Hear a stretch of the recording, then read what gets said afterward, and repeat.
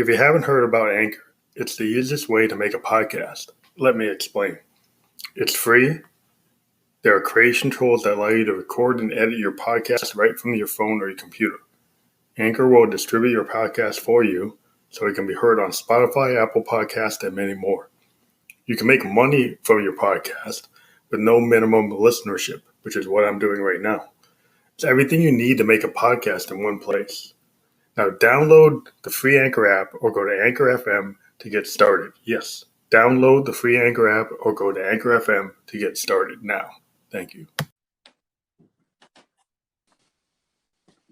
Hello. This is Pamela the Ghost. Hello. Hi. So I want to get your name right. Your stage name, is it Sizalyth?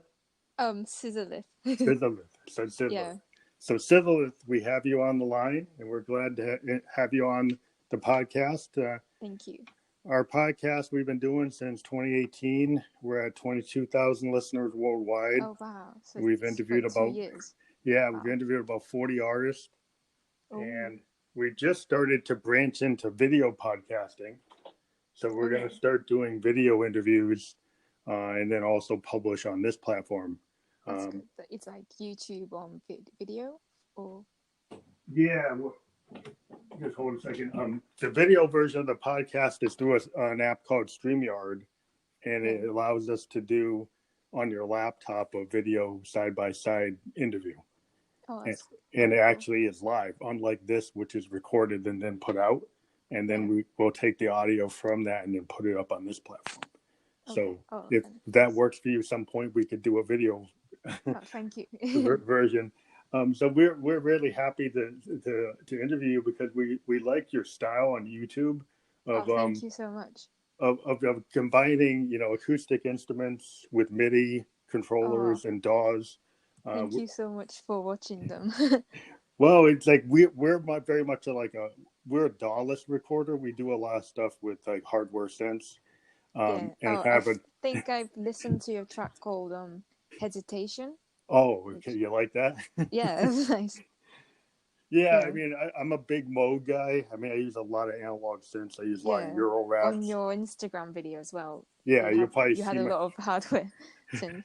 Yeah, you probably see my Moogs and my Euro racks, in my videos. But yeah, what I like about what you're doing is, you're combining like the digital audio workstation with the MIDI controllers, and with your harp and your guitar.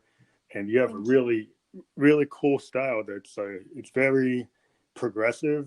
I grew up listening to like Emerson, Lake and Palmer, and bands like Yes and Genesis, Sun Ra, the Mothers of Invention. I was always into what Frank Zappa used to do, an intersection between like classical and jazz, and I kind of see like a fusion. Yeah, fusion type of thing. What Davis was doing, Sun Ra was doing.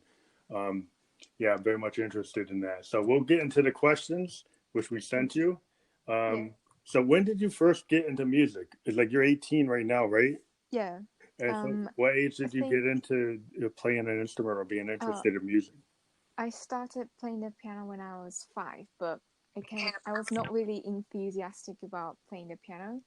So I kind of quit when I got busy around 12 with schoolwork, but then I kind of picked it back up when I started looking at electronic music when I was, I think, 15 or 14. And during that time, Skrillex was really popular.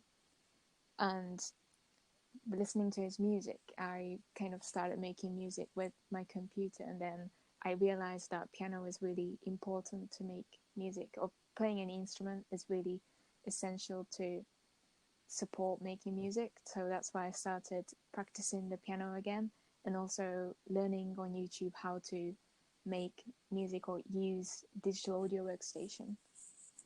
That's interesting. So so a lot of people today, you could say they're like non-musicians, that are producers that have taken the digital audio workstations and taken controllers like Akai, MPCs, and been able to become very musical without the kind of background of being a keyboardist or a guitar player. But I've always found, coming from where I come from, I'm in my 50s and I started, back in the 80s Yeah. on like a Roland D5 with a Tascam 4 tracker and a chord sequencer.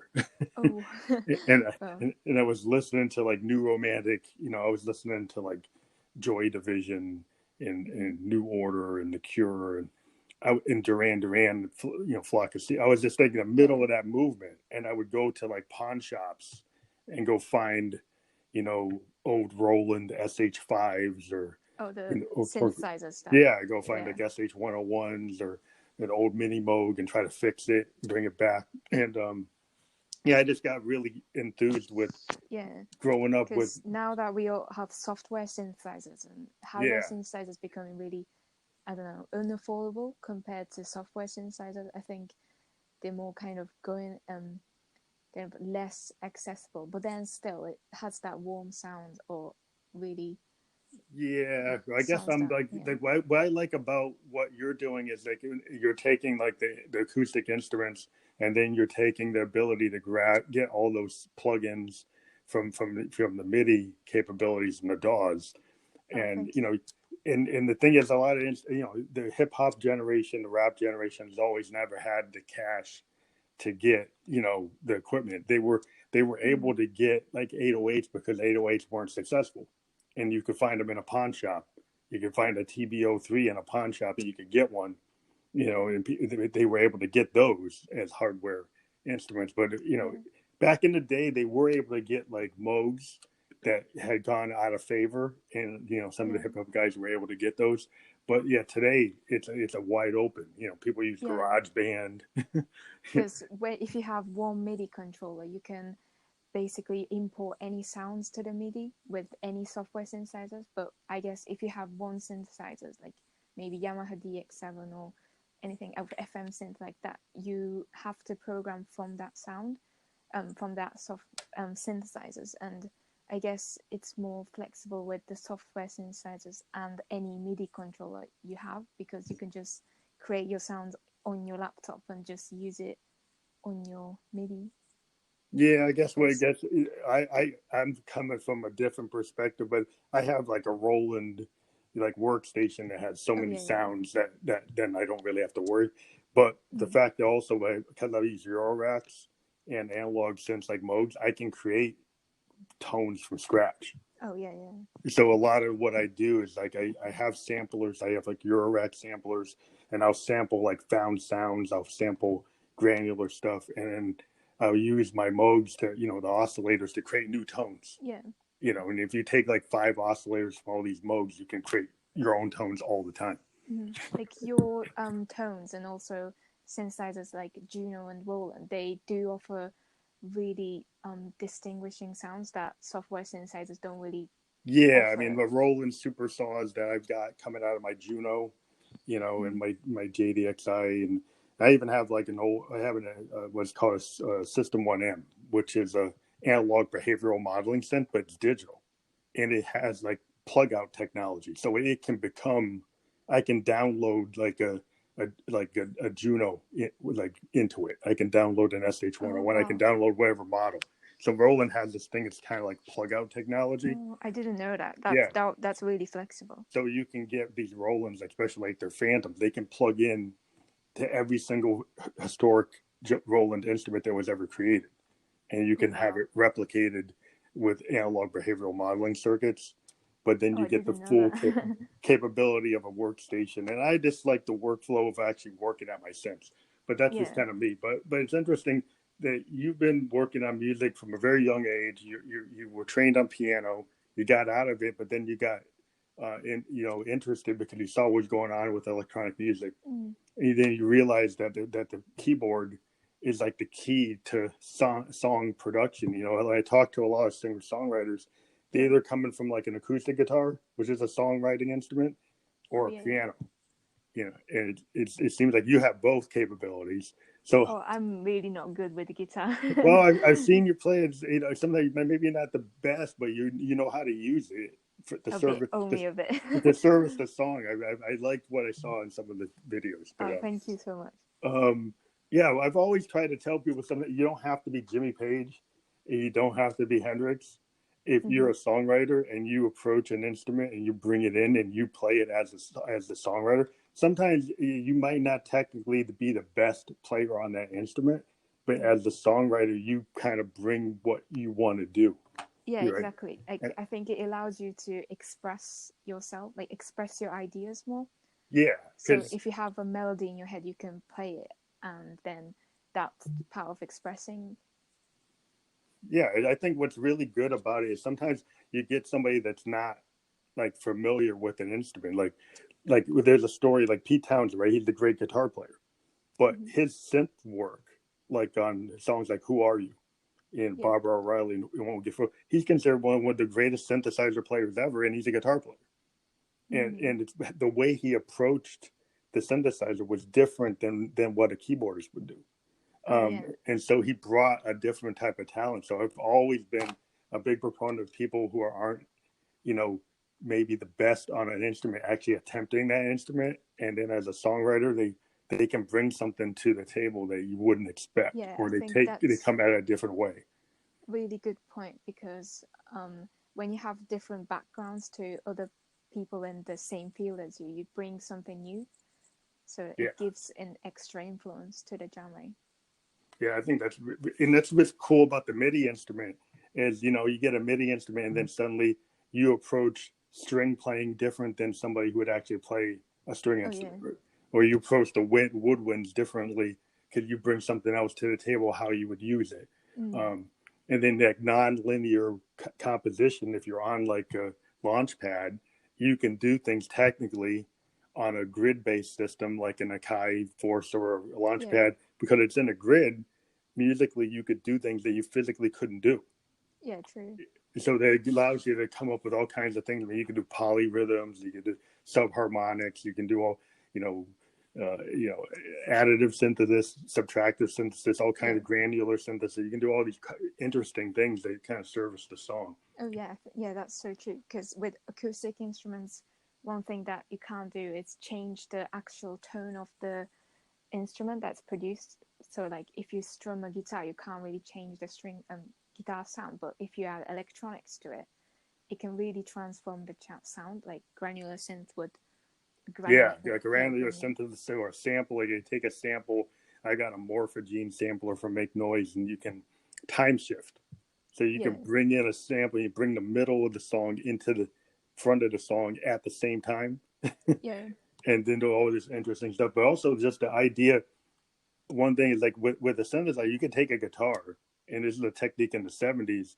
Like Mm-hmm. Pete Townsend used to take his guitar and run it through an ARP 2600 synthesizer, Oh. and then use the random voltage and the envelope follower to create synthesized affected guitar tones that end up sounding like people thought it was actually the synthesizer, but it's actually Oh. him running the guitar through the synthesizer.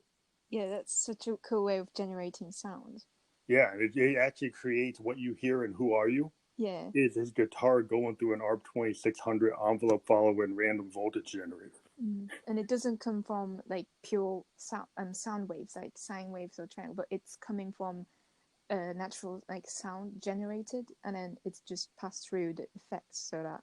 Yeah, he's passing it through the synth workflow to give it this kind of interval randomness that creates that kind of sound that you hear a Yeah. lot, like on "Won't Get Fooled Again" and Barbara O'Reilly and "Who Are You." Yeah. He used these synthesizers to come up with that technique, which to this day a lot of people look at that and say, "Well, that was very innovative." Mm. But yeah, it's so interesting to see. Like I was trying to think about like one of the questions I asked is like, when you decided you had a talent for music, then when you decide as an artist that you're going to write your own music. Now I've seen a lot of your music. You're inspired by a lot of composers, but then you've got your brand new single "Girl with the Plaited Hair" Oh on yeah, that's the Spotify. only song I've ever put out at the moment. But Yeah, and it's like I wondered, like you had the courage to put that out as an artist. yeah, So now you're branching into your own composition. So when did you start thinking? You know, are you doing more work like that? I think I started thinking about putting my own music out like just since I started making music, but it's like I never had the like I think for the past 3 or 2 years I was just trying to learn the how to use the tools and also knowing what I really like, because just listening to maybe dubstep music, and I really enjoyed it, but then it's not really my style and what I want to create. So kind of, it's still in the process of figuring out what genre I want to produce or what style I want to produce. And I think the track that I released, that girl with plaited hair, is not really, like, I'm not really 100% satisfied. So I think I'm still working on how to bring out the sounds that I have in my head into kind of as a track. I really like April Ocean on YouTube. Oh yeah, I like what you did with that. thank you. That's from composer called Ravel, and I really like his style of harmony. So I thought like I could blend his French impressionist style harmony with the current lo-fi beats.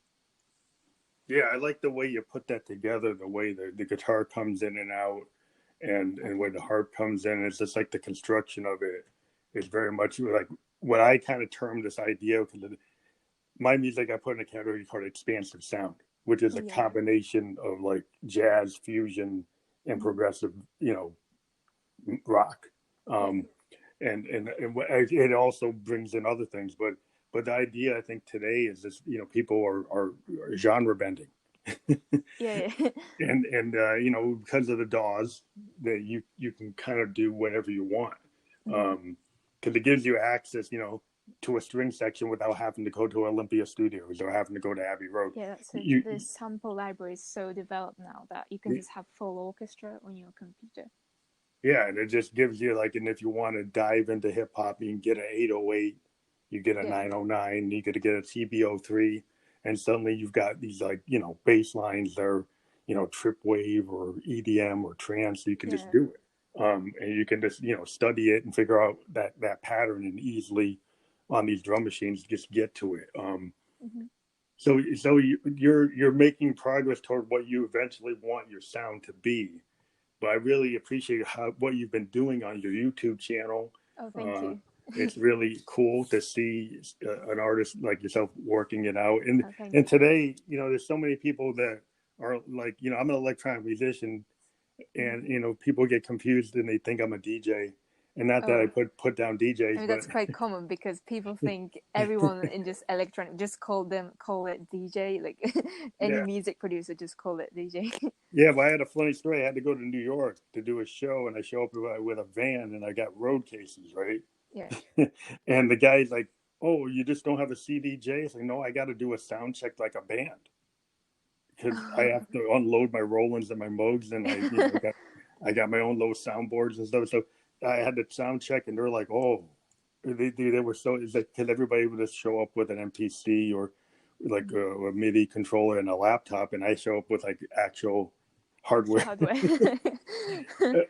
so, But it's so you it were were you generating live sounds with the yeah, hardware? yeah, Oh yeah, wow. yeah. I have hardware synths, and I've got a setup where I use like a BeatStep Pro is my controller, my primary controller for all my MIDI Oh gear. wow.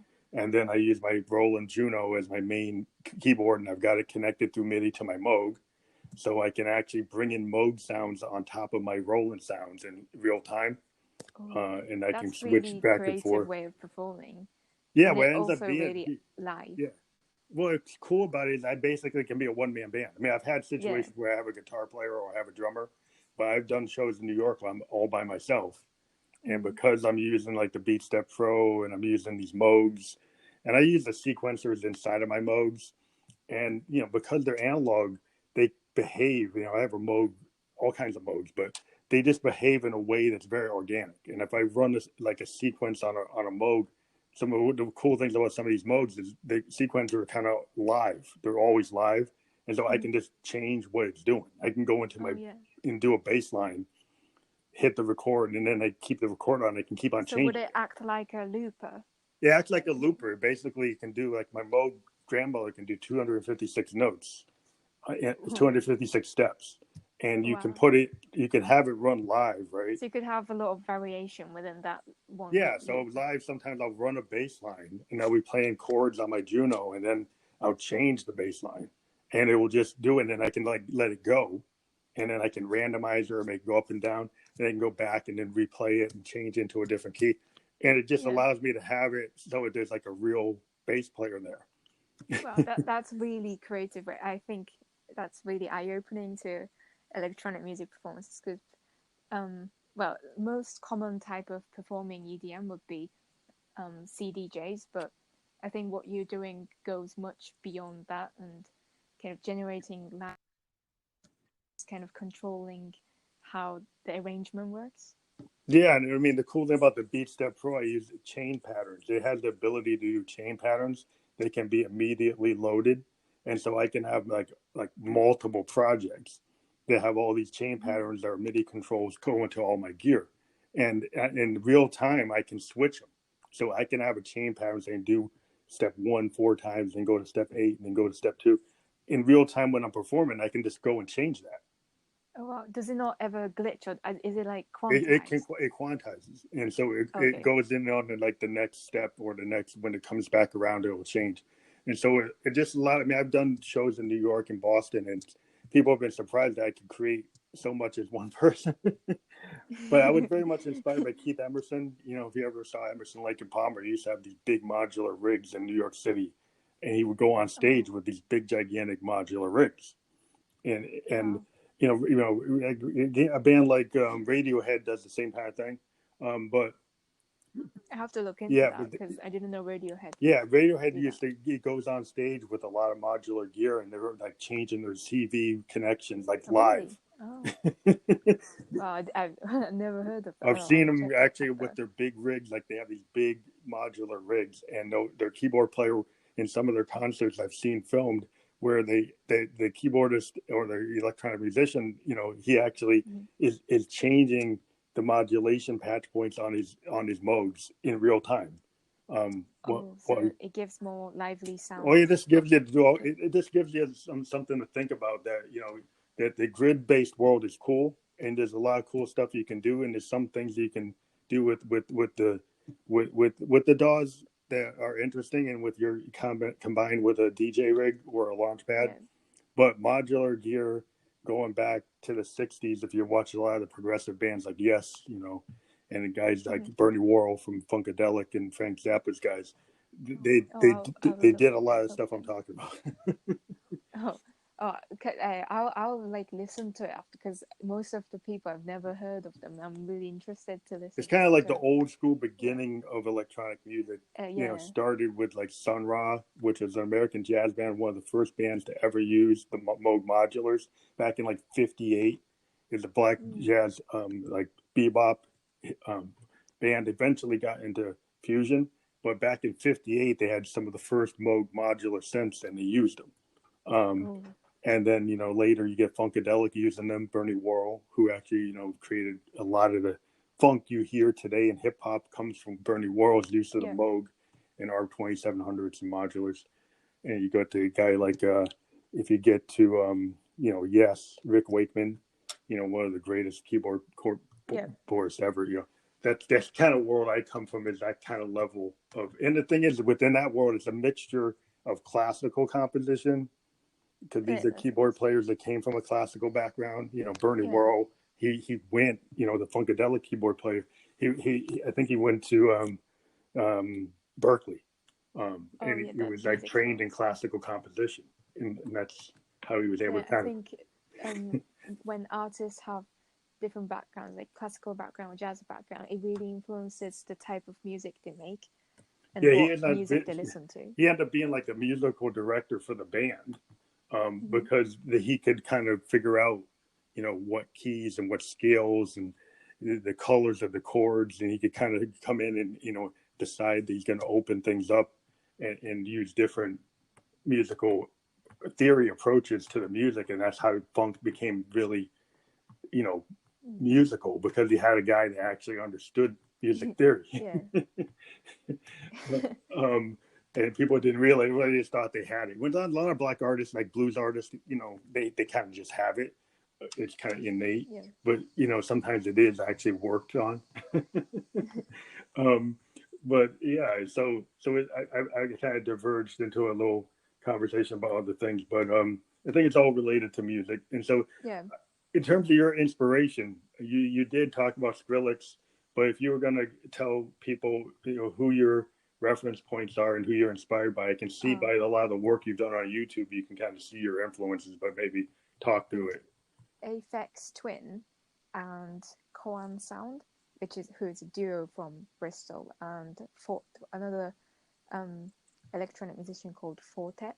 They they they all have really amazing sound design. And what I like about when I listen to electronic music, I really kind of want to look for music that's defined as electronic music. And maybe it's what if you look at Spotify's electronic music playlist, Yeah. it's often sometimes the music can be also classified as pop.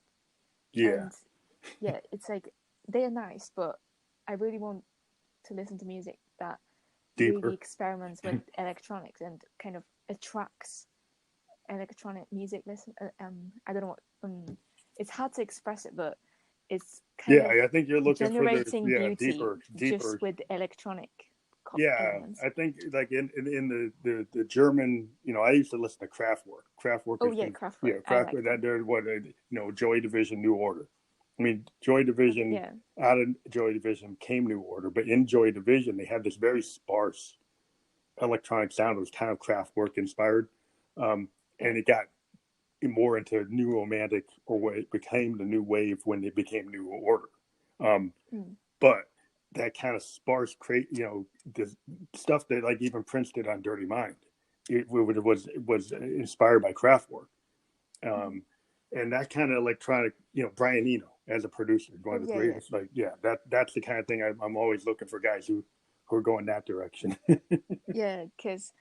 Because but they really have beautiful electronic elements. Because I just think like adding vocals to electronic music is good, but then I don't want that to be the main focus of the music Hmm. if it's going to be called electronic music. But Yeah, sometimes yeah, vocals are really fitting with the electron, but sometimes vocals really go over the top that it's just the one attraction point of the yeah. I vocals mean, I being think a lot of people are trying to make pop songs, mm, electronic music. We go back to the original experimentation that was done, in a jazz band like Sun Ra. yeah. The use of the Moog there is really like the idea of sound paintings. The Mm, idea, that there's like I heard there was a documentary with George Martin was talking about yeah. what his core reason why he thought the Beatles were successful is he said I didn't want to just Xerox the acoustic sound as I heard it. I thought I should look at it like a painter, like Monet, and I'm Oh, going to go and take that sound and I'm going to change it, and I'm going like to impressionist impressionist approach. kind of version of like a sound painting. And you get Hendrix talked about this too. When Mm, people asked him about Electric Ladyland, he said, "What are you doing here?" Because on Electric Ladyland, you hear like ocean waves, you hear mm, birds, you hear, and he's using all these guitar pedals and all this his techniques. So that he was like this very advanced guitar player that was able to do progressive synth mm. sounding stuff on his guitar. Yeah, yeah. and It's and really that was impressive. always the big point. There's these big long soundscapes that don't have vocals on Electric Yeah, Lady that have like birds and ocean waves and all kinds of other things going on. yeah. Trying to picture an atmosphere with just using yeah, it's so creative. Yeah, and that's I think the core of electronic music has always been the bands that would have 20-minute songs. The 15-minute songs from like Yes, where there's a big long, no vocals on these Yes Mm, albums, and the Emerson Lake and Power albums, Genesis albums, they all had these very long interludes, and that was kind of the core of electronic music. Is this art rock? It's like rock operas. Pink mm. Floyd. Even though they have the vocals, you hear this kind of sound painting Yeah, thing going they're on. really creative with the samples they use with Pink Floyd Yeah, as I well. mean, they were doing samples, using EMS VC3 synthesizers to do loops. Mm. They would have found sounds and tape looping and all kind of interesting, taking people conversation and throwing it into the record. Yeah. um, it's just everything that you can to service the song. One Mm. of the things that's interesting in electronic music today, like you did say that there's a lot of bands that focus on the vocals. Mm. Um, but there's still a lot of bands that are doing like the Eurorack Berlin experimentation going on. Yeah, Yeah, like my friends on Instagram, my music friends, they also, and a lot of them, I see them experimental. They're doing experimental stuff that's really fascinating. yeah. I think that I mean I've kind of what I decided for a lot of years I did soundscapes. I had no vocals, and then I decided, well, in order to get to be in a bigger audience, I had to kind of have vocals in my music. But then I went and decided, well, I'm going to do it in an experimental way. So I use Roland vocal transformers. I use a tool called a VT4 or VT3 vocal transformer that creates my alter ego, Josephine Electric. And it's a vocoder that actually changes my voice into a character. Oh yeah, yeah. And Is it that's, like Daft Punk?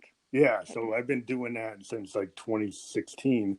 And I created the lead singer of my band, Josephine Electric, Oh yeah. from my I think VT4. I've listened to your music with where you use vocal, the like female voice. Yeah, I've that heard. that is Yeah. totally real time. It's not. It's kind of like my idol there was like Prince's Camille. Mm. Was this idea he came up with? Where he had this kind of female version of himself, but he used like speeded up tape, and I was able to take a VT4 and take my voice, with kind of bass tone voice, and hit it on a soprano setting, and I do a Mm. bunch of other things with some other synthesizers to create her voice. But I'm able to do it in real time, which is kind of cool. Then Yeah, I can actually that's cool. immediately have her, and I just go into this character, and that's kind of it's still kind of an experimental thing to do because it's not typical. Yeah. Have you heard of Porter Robinson? Oh yeah, yeah, yeah, Yeah, I think. Have you heard his tracks that use robot voices yeah, generated with Vocaloid? I think. yeah. He has this sound. It kind of sounds like some of the old Moog vocoders from the '70s. They used to have these like 16 channel Moog vocoders that were very expensive, but they were studio machines, and they allow you to do this really awesome kind of robot voice. Mm. Um, that they actually reissued it this year, and it's like it's beyond my price range, but but it has this amazing ability to create that kind of tone. Um, Yeah, and it's always I'm always trying to find new ways to create vocoder voices, uh, yeah. either robotic or female or male, whatever variation I can get with.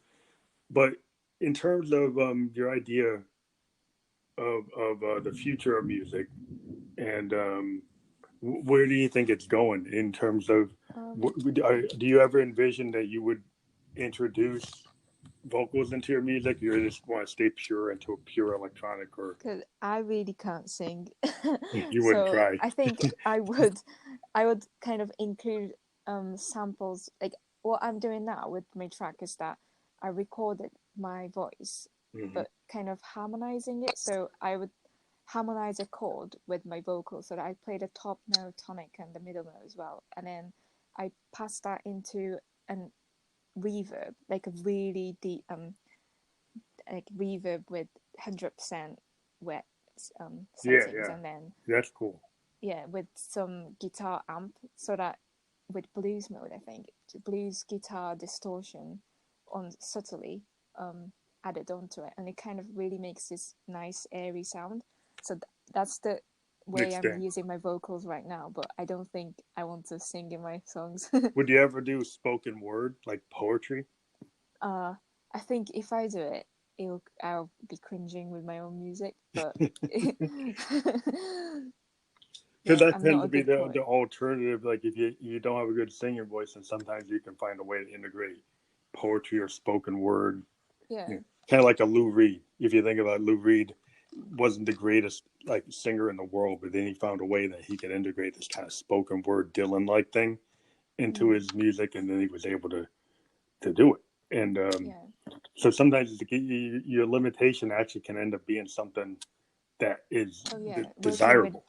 Working with limitations is really creative way. So, because sometimes I say I'm only going to use these like 5 samples or something to make music, and then when that limit is set, I actually end up something more enjoyable than when I have ultimate limitless number of synths and sounds. So Yeah, I mean that's one thing. It's interesting. Like I have a drum machine from Moog that only has 8 steps and no MIDI. It's fully analog, and so yeah. you only have 8 steps. But Oh yeah. but what you can do is you can continuously record it, and then use all the control surfaces as you record to Mm. change what's happening in real time. So you Yeah, that's actually have to magic. play it like an instrument, Mm.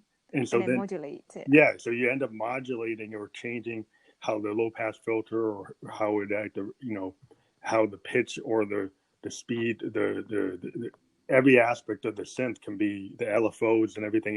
It's a rhythmic synth, and so it can Mm. you can if you play it while you record it, you can get it to do more than just 8 steps, but you can't get it to automate that. So you physically have to record it onto tape as you Yeah. do it. But then that limitation makes you more inspired to create something that wouldn't just be Yeah. what you put on an 808 or a 909 or any other regular drum machine. It forces you to do something different, Yeah, that's so true. Yeah. which I think is what is a cool thing about all kinds of instruments. They if you force yourself to work within the constraints of whatever the top limitations are or the Mm. max capability is for something, then you can kind of push music forward. Yeah. So are Because you collaborating with oh any yeah, other musicians? collaborating. Yeah. Since I started my music account, like last December, or like this year January, and I've collaborated with kind of like many people, and one of them I think you've interviewed a while ago called Box Face Bones. Oh yeah, he's awesome. I talked to him. Yeah, I yeah, saw he yeah, was following you, yeah, yeah. so you're Yeah. working together. His sound design is really good, and Yeah, he's awesome. Yeah, yeah, he is really good. And then so I had samples from him to make music. So I basically used his samples to make a short track for to upload it on Instagram, oh and a yeah, lot of people like that too. I that's think my pretty cool. friend, You guys yeah, could do a whole project. yeah, oh yeah. Actually, we're both thinking of making an EP. Yeah, you guys could be a So band. yeah, I mean, like my sound design level is like really not. It's definitely much lower than him, but I think I could compliment on Oh yeah, arrangement with your harp and playing and yeah, then kind and of what you're doing on piano and stuff. adding Yeah, yeah yeah, that you kind of thing totally, to it. you guys really sync up. You could be a duo. Can complement each other's skills, sort Oh of. yeah, I can see that. I mean, I interviewed him a couple months, well, maybe last year, and yeah, I'm very much into what he's doing. I mean, that's kind of where I live. Um, Mm-hmm. Sound design is what I do like all day in my bedroom studio. That's what I'm all about. But yeah, I think it's cool to find like-minded artists to work with. Yeah. So have you thought of working with people that maybe aren't in your same genre? Um, I think I'm trying to think. Uh, yeah, like definitely. Some instrument players or singers.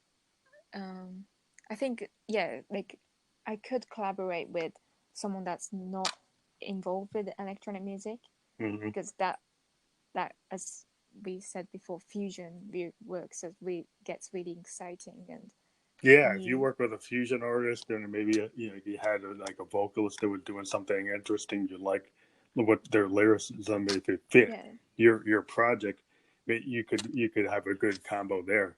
So I Mm. think that's what's really exciting in this time is Mm-hmm. is the ability to collaborate Oh with yeah, because in musicians around the world. Instagram, yeah, you can basically have access and you can direct send a message to anyone that you want to get involved with. And I think I've been following a lot of folk musicians because they have for example Celtic harp that I recently bought and Hmm. people who play folk music on it, and I think the folk music's melody is really beautiful. That it's Oh not yeah, really that could work really yeah. good. So I've been looking into that on Yeah, Instagram as well. roots like even like Americana or roots based bands Yeah. could benefit from some of the stuff that you're doing. Mm. Um, you could kind of integrate that. You could integrate your stuff into multiple genres. I could hear it in synthwave. I could hear it in dream pop. Yeah. Yeah. Electronica. even like trance, you could throw some stuff that you're Yeah. doing into that. But yeah, so it's interesting if you were gonna like categorize your music, which is kind of Mm. like I don't like to pin this on people, but you Yeah. always ask the question like, okay, your agent comes to you and they're gonna market you, like what Mm. genre are you Oh. in? Well, I think because yeah, I can't just say electronic music Yeah, because yeah, that's too big. Um, and there's a genre called IDM, but I don't think like me saying my music is IDM is a bit kind of no. yeah, Um, so yeah, it's mine's not IDM, but I really like IDM music today. I think Box Face makes I like, could yeah, be yeah, IDM. Yeah. yeah. He's into that. Mm. Yeah, I've kind of like I understand the dilemma because like that's why I ended up labeling my stuff as expansive sound Yeah. because I was like, well, what do you do? I expansive sound experiments, Mm. and what does that mean? Is like it's every genre, kind of all kind Yeah. of jammed together and True. hodgepodge. I, But but then somebody pins it down. So, oh yeah, I'm an electronic musician. That's fine. Fine if you want to pin me down, or mm. alternative because I do a lot of like rock, progressive rock. Um, Yeah. but it's interesting. It's hard. A lot more people I interview, they tend not to even want to answer it. They want to say, Yeah. well, I'm kind of genreless. I'm an indie musician. That's as Yeah. far as they'll go. I think judging from my last track, that's very easy to categorize. I think that's just chill beat or something Joby, like yeah, lo-fi beat. Because yeah, that yeah, yeah, the track I made is very easy to categorize. But I think what I want to do in the long term, I want to make it bit more diluting with other genres. I guess it's good that you're not able to categorize it in one genre. I think. I think that's a benefit. I think in the Yeah. past people would like because you had to be on the radio, but now we're not limited. American radio is very limiting. Mm. That's why I'm on like SoundCloud and all these streaming services, Spotify. Yeah. Anchor FM is part of Spotify, but the whole idea is like on these streaming services and people, taste today. The average playlist that somebody creates has multiple genres on it. It's not just Mm. one genre. Yeah. If you check it, most people have multiple genres what they're listening to in their own personal playlist. So Yeah. that's kind of where the industry is like you've got jazz musicians working with hip hop guys, you got punk bands working with jazz bands, Oh, yeah. you get people all over the map just trying everything. I was reading an article how the artists really in older times the artists would stick to their what they're doing and what they're doing in the genre, so they would stick to their field. But now it's really common to see artists expanding in different areas and not like just drastically different styles as well. Yeah, because So even it's like if you think about how we make money, that kind of gets to the next thing about the music industry. mm, Part of what I'm doing right here is because of the way the music industry is, I had to branch into podcasting. I had to branch into influence marketing. I yeah, had to branch into, um, you know, doing what you call, I don't know, like when you take your music and you basically are doing work on people's soundtracks for video games. You're working on, commercial clips.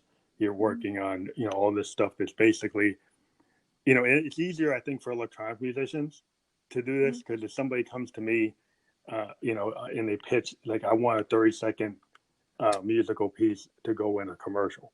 yeah, If I'm a synthesist, I have all these synthesizers, I can pretty much do mm-hmm. that. Like a And commissioning for yeah, you go and you can make money, and I don't need people to know that the ghost did that. mm, I can just do that, and it's that's how you can pay the rent. yeah. but So do you do that often then? I've been working branching into doing stuff like that. I don't always label a ghost on it, and it's just is another way for a musician to survive. You get out there and Yeah, you can do, and I'll work with other bands, and put like Moog bass lines onto a project because they want a Moog sound. They heard one of my songs and they said, we like the way that Moog sounds, and then mm, boom, you end up doing some Moog work on somebody's track. yeah, Um, So it's kind of like what you're doing with Buck Fix Bones. It's like, Yeah, kind of providing for other people. yeah, you put yourself out there, like all of these music, gateway sites where you can, pitch your services Yeah, and work on records. As and the cool thing is you can do it from your own home studio. I mean, I was yeah, working on this Italian uh, release, and I was putting it down bass lines and pads, and you just do this work, and sometimes you don't actually you do it kind of like work for hire, like a studio musician. mm. You don't get noted for it, but you get paid for it. Oh, yeah, And at least you get paid for it. That's what yeah. matters. So what do you think of like a musician now that we can't go out and tour? And that's Mm. how a lot of musicians make their money. And streaming Yeah, is cool, but it doesn't really pay. Like if somebody bought a CD, yeah, you make a lot more money on vinyl or a CD than from a stream. So you that's tend to true. have to tour. So what are your thoughts about like how the music industry works, like the positive and negative? Oh, yeah, it's like positives with streaming services and negative. I think streaming services are really good for kind of allowing unknown artists to get their music heard, but then at the same time, I think it's actually shortening the attention span of listeners because it's so easy to skip. Whereas if you buy an album for maybe like $12, you want to listen to every single track Yeah, and you want to pay attention to it. But with streaming services, it's really easy to skip. And then at the same, as you've said, that musicians don't get paid enough in services, so that they get most revenues from touring. And now that there's coronavirus now, I think unless you have a really big YouTube channel, you don't really make as much income. yeah, it's been a big struggle. That's why like what I've found is the fans I have, because they're into kind of progressive music, I have like physical CDs of my music, Mm, and when I go to a show, my fans will buy those CDs when I show up. yeah, And if I bring vinyl, they'll buy them when I go to New York or something. And so I can get more money from that doing a show and selling the CDs out the back of my trunk. yeah. um, at a live show selling merch and posters, I can make more money selling a Phantom Electric Ghost T-shirt Mm, and, I like and merchandise. yeah, and a CD or vinyl limited edition, and I only maybe make 100 copies, but Mm, I'll make more money from that, you than know, than, streaming. than streaming. So you just have to look at it. You can do these like micro level marketing to Yeah, say like, oh, okay, I can sustain 100 copies of this or 1,000 copies of that, and when I go do my show or put it on my website, people will approach it, and you can actually do okay. You just got to realize what your marketing campaign is and how you can handle it. And sometimes if you're a musician, you don't want to get into that because you're a creative and like, well, I don't know about anything about marketing. yeah. I think marketing part is really like promoting your own music is so integral to if you want to kind of progress as artist. Because at the moment, I'm really not making any music money. Although I don't really care because I'm a student right now. But Yeah, I yeah. think it goes both hand in hand that you have to be also making music and being creative, but on the other side, thinking about the business side of music at the same time, which can be time consuming and stress sometimes, I guess. But I think what happens is like most musicians I know, they keep on plugging whether or not they make money or not. And what tends to happen is if they're really passionate about your work, you end up finding people that give you opportunities. So a Mm, lot of the musicians I've worked with, because let's say I knew a bass player, right?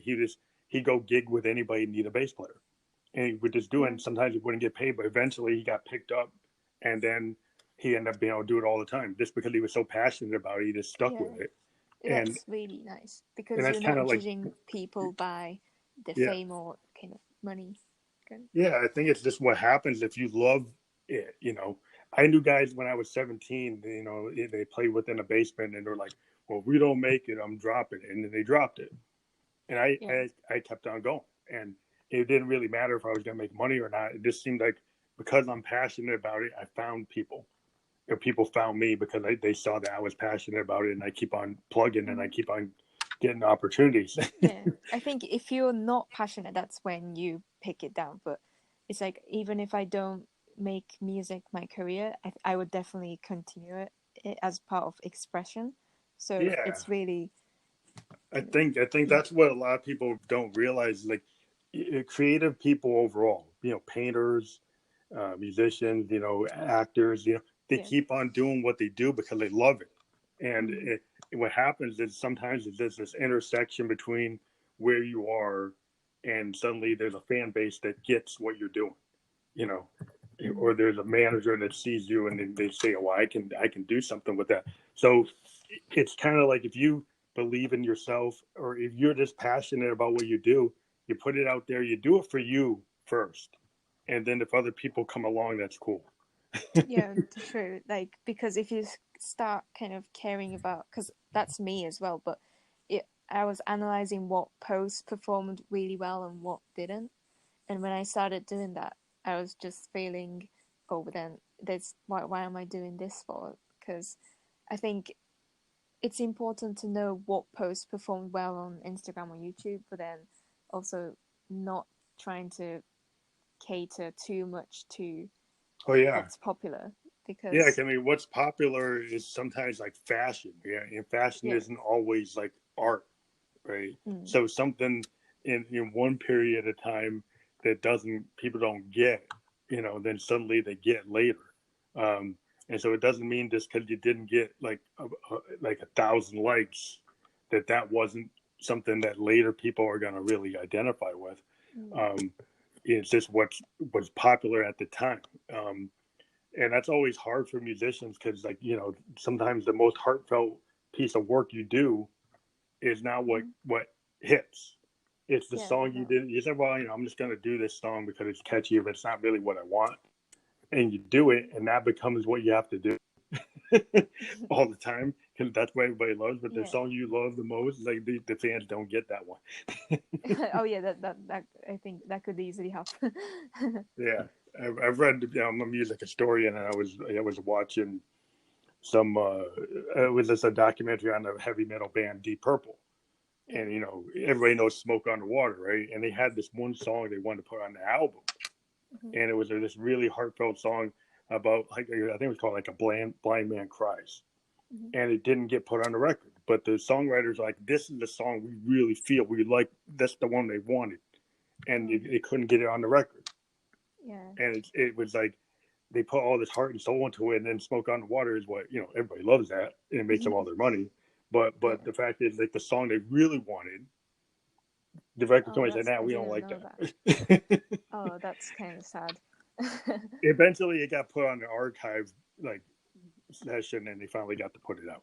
But it's like years later they get to put it out.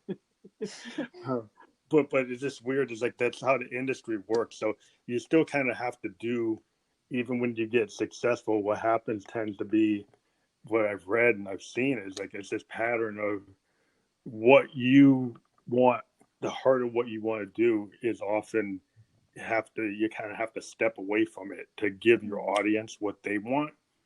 And it's kind of like at some points artists decide when they have enough of that, when they when they made enough money that they can go back to doing what they really want to do, yeah. and then they won't have really big hits, but they have enough income coming in. Hmm. It doesn't matter. They Yeah, can that's true. they can go back to what they really like, and then once in a while they got to go back and give the fan base what they want. Mm. I mean, a And it's lot of kind artists that I've seen, they change their style really drastically early in their career and now. And for example, Skrillex. I mean, I really like his like any track that he makes, to be honest. But some of lately, his most of his latest tracks are not really hardcore dubstep that he used to produce. So some of the fans are like, bring back the old dubstep. But I don't think. I think he's just evolving as an artist, and I think yeah, when you're yeah. involved, sometimes your fan base doesn't go with you. Mm. And I That's think the that's thing. the risk that he took. So Yeah, I think all artists take that at certain levels. My favorite artist, Prince. Some people who are fans of Prince only appreciate the 1999 Purple Rain yeah. era. I'm more of a Sign of the Times Black Album era. Oh, that could be the same with David Bowie as well, because Yeah, his Bowie. newer Yeah, tracks and people either like Aladdin Sane or they like Ziggy. you know, Mm. or they like the Let's Dance version, or the, you know, they had so many incarnations. But certain, like Ziggy was probably one of the biggest next to the Let's Dance kind of new wave um, Mm. version of himself. But he had so many different characters. Yeah. You know, the Thin White Duke, Aladdin Sane, Ziggy. He created so many different versions of himself, and then the fans had certain versions that's what they wanted him to always do. Yeah. They could have he could have done Ziggy forever, but he's like, no, I'm killing Ziggy. Just like Yeah, evolving and kind of experimenting with different stuff. I think that's always interesting when you're an artist, whether or not you're going to do. It kind of goes to your idea. Like if you do a live show, do you do it as a? Do you create like a stage persona, or you do it kind of, well, this is just me and I'm playing my music, Mm. or do you try to create like a stage persona? Yeah. It's like a choice. Musicians either decide they're going to show like their true self or close to who they really are, or they're going to put like a mask on to kind of protect themselves and create this other version of themselves. Yeah, the mask DJ is quite common. Yeah, I mean, you in EDM, you see them wearing like, you get like dead Dead mouse, mouse who's and wearing marshmallow. marshmallow to wear it, and even Peg, I have a Phantom mask. Oh, and Daft Punk as well. Yeah, I mean, I got a Phantom, like a Phantom of the Opera mask with a, Oh, LED really? A hoodie. Phantom? Oh, really? Oh. Yeah, when I do my live shows, if you've seen some of my videos, I have this like Phantom of the Opera LED I'll mask. see that afterwards. And what it helps is when I'm doing my Josephine Electric voice, if people see my normal face is like, I've got glasses and a beard. But if I'm doing that with my Josephine voice, well, that doesn't really fit. But if I have this kind of Phantom mask on, then it doesn't matter, my gender. You can't really Yeah, tell when I've got this that's true. hoodie and this Phantom on. So it allows me to kind of do this gender bending thing without Yeah, people knowing what I really look like. And that's so, kind of really good because you're not attracting attention to what, but kind of directing attention to the music and not your kind of you look, yeah. yeah, yeah. Because one of the things, if you're doing a female voice and you look like you're a guy with a beard, Yeah. well, that's gonna look a little odd. So it works better if you actually have some way to kind of mask Yeah. that or kind of being hidden so you can't really tell. And so Yeah. that was the whole idea of the ghost, and we created this character. Nice. And it wasn't that we were trying to, It do makes anything. you more look more mysterious, I guess. Yeah, it just helps the mystique and the stage persona. You go to New York, you do a show in New York City in a dark club, and your family like a ghost and this female voice coming out. You don't like, what is this? What is this? You don't know what that is, Yeah. and it's kind of like the Bowie Or thing. I mean, I was always into that Bowie thing. yeah, I kind of reveal my face and all that on my Instagram, but I kind of Yeah, prefer not having my face in the out there. videos because I kind of I don't really want to kind of feature my appearance all the time. But with Instagram, the thing is, you get more views with showing your face in general. Yeah, I yeah, think yeah. that's the only thing I care.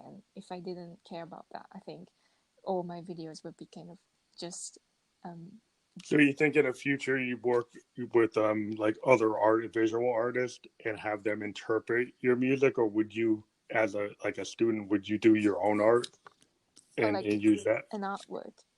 Yeah, would you like? Because a lot of times I like to take a lot of my own artwork and throw them into my videos. Oh, is that your artwork then? Yeah, yeah, it's my Oh own wow. artwork, and I use that, and then sometimes I have my Phantom face, but a lot of times I have this art that I use to represent my Oh work. wow. Oh yeah. And I was wondering if I talk to other electronic musicians that sometimes they like to do that. They do light shows and lasers and photographs and digital representations of Oh things. But nice. I'm working on a program called Adobe After Effects to create visual effects like hyper reality or hologram kind of oh, cool! yeah That's cool. effects That's that I that's want to use. that's really cool. But with album artwork, I just exploit my friends. Hmm. But then yeah, with videos, I'm really working on After Effects and VFX to it, so that I'm trying to kind of blend digital era kind of reality into kind of nature. So I'm taking a video of nature and then I'm trying to add animals to it that's all holograms and so they're not really real or not there, but Oh, it's that all sounds created cool. to it's all digital. So I'm trying to work on that, but my skills are not up to speed yet. Well, I can see the future vision for that. I'm looking forward to that because that sounds really cool. Because Thank you.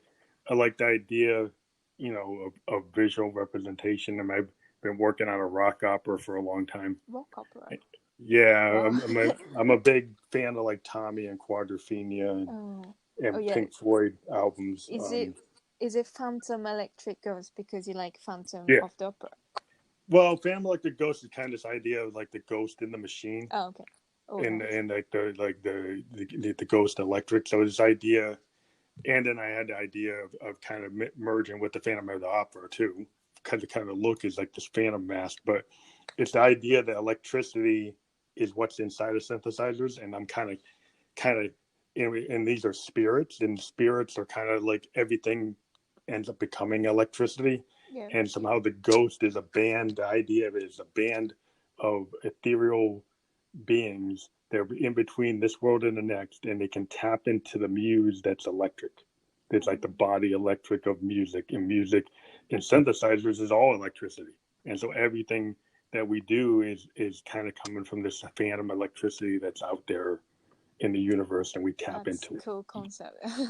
It's like a little story that really Yeah, vibrant. I'm a big Isaac Asimov, Ray Bradbury, Ben Bova guy, you know. So I kind of took these ideas, and the idea is Josephine was a woman that passed away in her youth, Mhm. and she had a sister, and they both were kind of tragically killed, and they both Stephanie and Josephine are in this band with Phantom, and they decided to create like the Gorillas are a fanciful band. Phantom Like a Ghost is this band of these characters.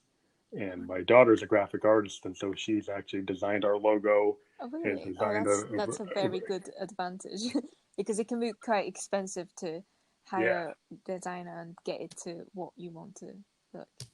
an overall idea. Josephine, we've been working on what she's going to look like. Eventually, we're going to try to do like an animated gorillas kind of idea Mm. to flesh out some our rock opera.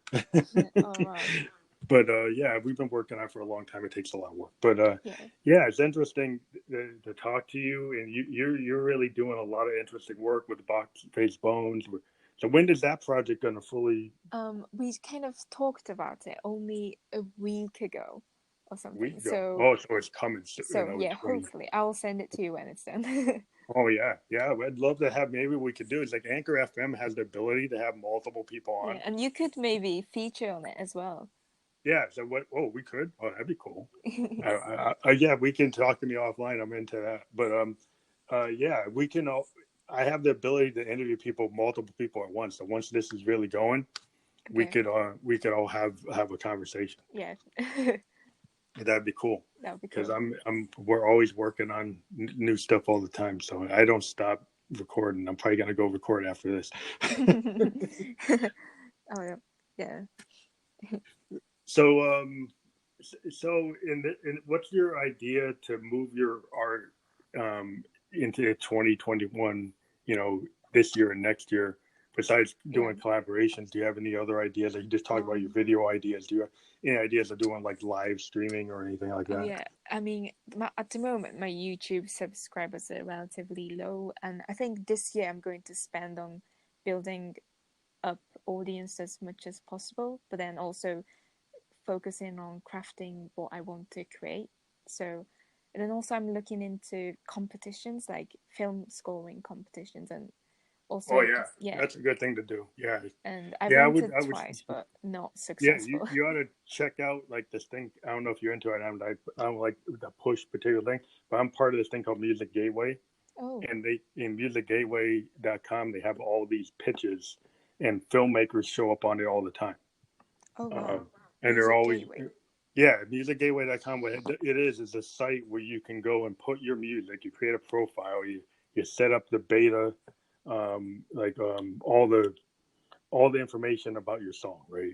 And you put up Yeah. examples of songs. They have free accounts and then they have paid accounts. Paid accounts you get more gigs, but free accounts you still Oh get a wow. gig.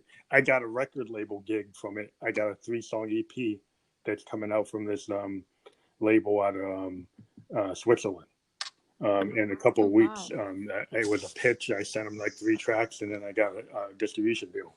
But you, Yeah. Oh, I'm just looking at the website and it says games as well, and yeah, you game can, music yeah, that's industry kind of is what really where I big get some now. of my stuff like that I was talking about. I can get like you can get work on video games, especially if you're an Yeah. electronic musician, and you can like have your own studio and you're using the DAW.